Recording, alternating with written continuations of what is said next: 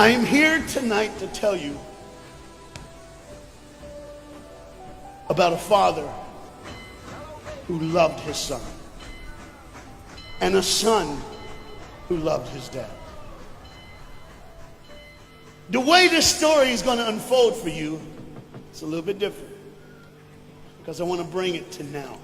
You see, a dad would go home and he would go by the school, and every now and then he would pick up his son and say, "Son, why don't you go to work with me?" The boy loved that. And when his dad would just come and pick him up, he was the happiest boy ever. He knew that he would get to spend the afternoon with his father at work, and he would get his coat, and they would walk, and he would bring hot chocolate for his son, for it's really cold, and they would go through. But this boy was different. This boy would see things. This boy wasn't normal. And when they were walking one afternoon going to where dad worked, this boy would notice things that other people wouldn't notice. He see things other people wouldn't see. He sees a man in a bathrobe in the middle of the street who's yelling at a second-story window. He sees a woman who's very angry at him and doesn't really want to hear what he says. This boy, as the rest of the world hustles by, he slows down. He sees the hurt and the pain. He sees the anguish and the sorrow. He sees the window close and a desperate man trying to get it. What he did doesn't matter. That he hurting is all that matters. And this boy would see these things.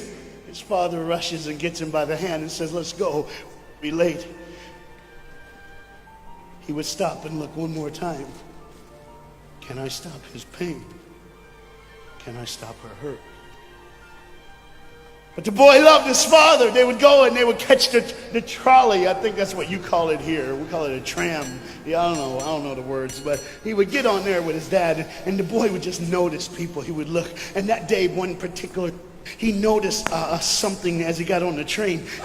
To explain something, as you can hear, there's a train coming, and I got to get through this before the train gets here. He saw a man, he saw a woman. He saw that the man seemed very happy and the woman seemed very sad, and he couldn't understand why they could be together and one be happy and the other be sad. He couldn't understand that, but the little boy knew that there was something wrong. He had this feeling, this instinct that was amazing, how he cared for other people, but he loved none other than his father. He knew his daddy loved him, and as he watched the world and their hurt and their pain, he knew that he would always have a father. But he even noticed this. I need you to understand as you hear this story and get involved in the life of this man and his son. I need you to notice that there's no mom. As they walked through the woods, the boy would say to his father, "Dad, what will I do when I grow up? What will I get to do? Will I get a cool job like yours? How will I work?" He said, "I don't know, but I want to change the world. I want to do something great. I want to do something wonderful. I want to help people. I want to do something that could change the lives of anyone. I just want to be that great. I just want to do something good." And as he walked with his dad would say, "Son, you will be great. You will be awesome. You will change the world. Your life is going to be incredible." There was a train coming.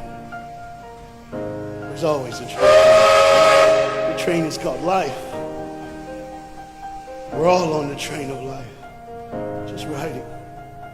Whether we realize the truth or not, whether we realize what's happening or not, we're all on that same train tonight. Only God has saw it fit for us to be in the same room, in the same car, for such a time as this. When they get to the edge of the train track, he could see where his father worked. You see the bridge? That's what his dad did. You see, the bridge was very, very important. Boats needed to come to the harbor to get off their goods so they could make money. But trains were coming with people going from one town to the next. Not many cars in Europe, so they couldn't use a lot of that. So many people, not enough roads, so everybody used that train to get from the town to town to get to work and to get home. And one day the train was coming by. What you have to understand is that boy loved going to work with his dad. He would stay right by the river's edge, and he would do what he loved to do the most. Let me explain that. He loved to fish. Anybody like to fish here? All the guys go, The dad looks at his boy and he says, "Son, now remember the rules. You got to stay right here because I can see you from the window right here. Don't get out of the sight of this window because you got to stay there so I know you're safe. Get you something good to eat." But as you can hear, the train is coming. The father's job was cool. If I wasn't a preacher, I wouldn't mind doing that. Get to work. Get grease on you. Even if you didn't have to, you just squirt it on you like you feel like you did something. That's what I would do. There was a boat coming in the harbor. Timing is very essential. I'll go ahead and give you the key. The key is this. There's always a light. Everybody say light. Say it again. One more time. There's a light that the train conductor needs to see. If that light is green, he can go. If it's red, he must stop. You see, God has given us road signs in our life that we must read. Lines that tell us to go and lines that tell us to stop. Whether we read those and believe them or not is up to us. That's why some of you have fallen and you cannot get up. But tonight, that's why I'm here.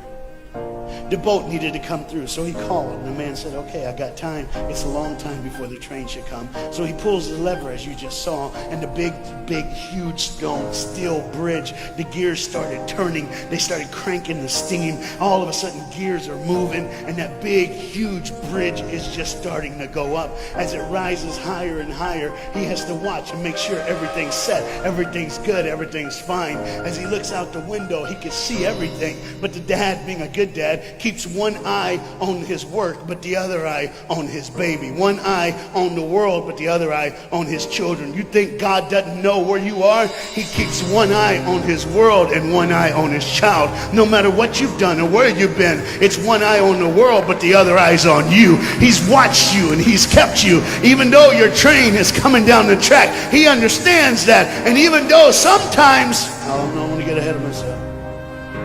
See the red light? He didn't see it. So many times we don't see the red light. See, to just say the train was early. The boy can hear and see the steam. And he looks and says, Daddy, the train. Daddy, the train's early. Daddy, you got it, Daddy. Hey, Daddy, the train.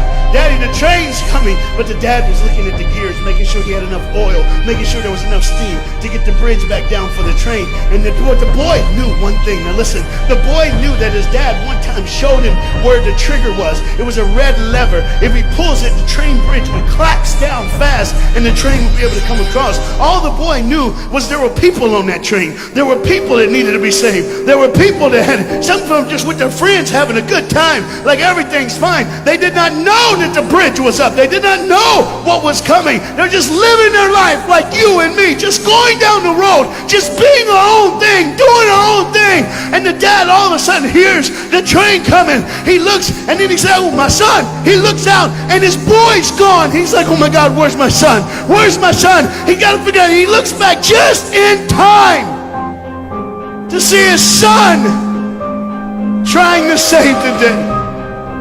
All he had to do was pull that lever. He reaches in to pull it, and the boy pulls too far, and he falls in the hole.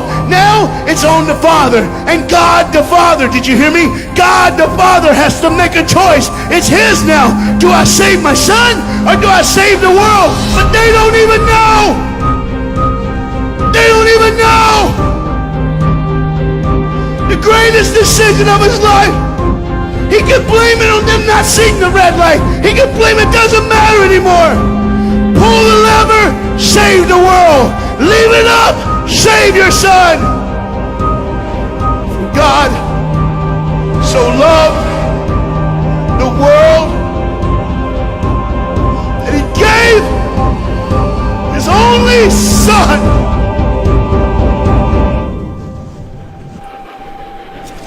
Whosoever believes in him will not perish. 3, 2,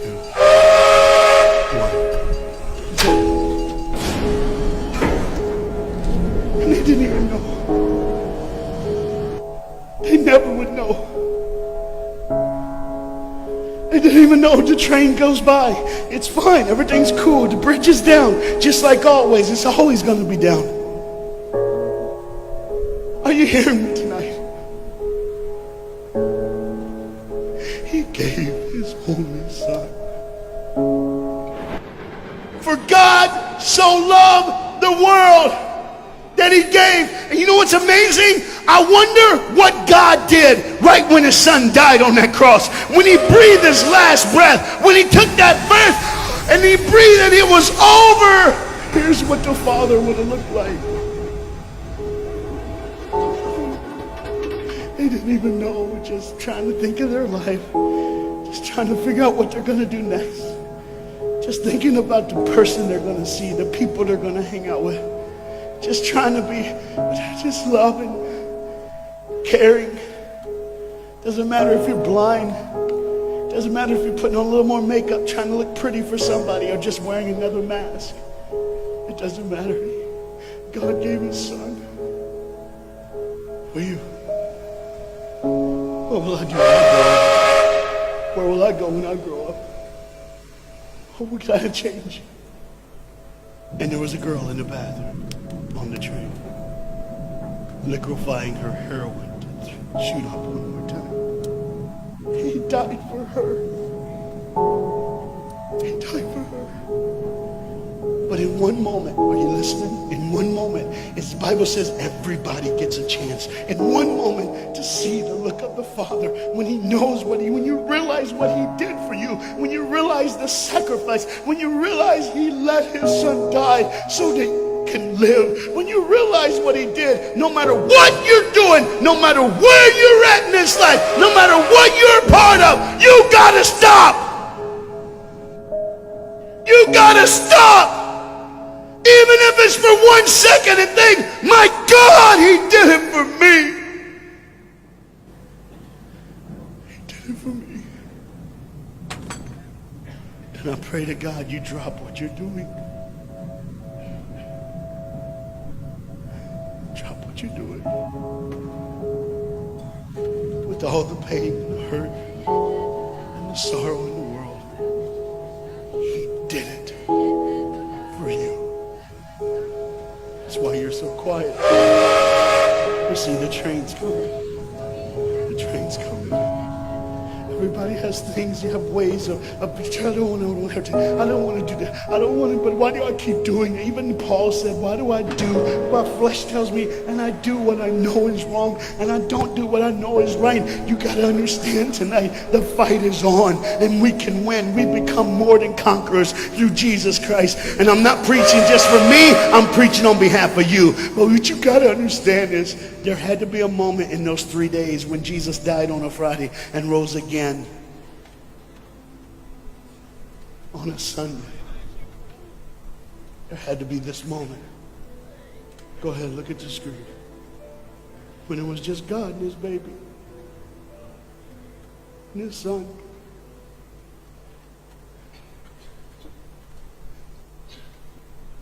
Every sin that's ever been committed in this earth is rolling through your mind right now.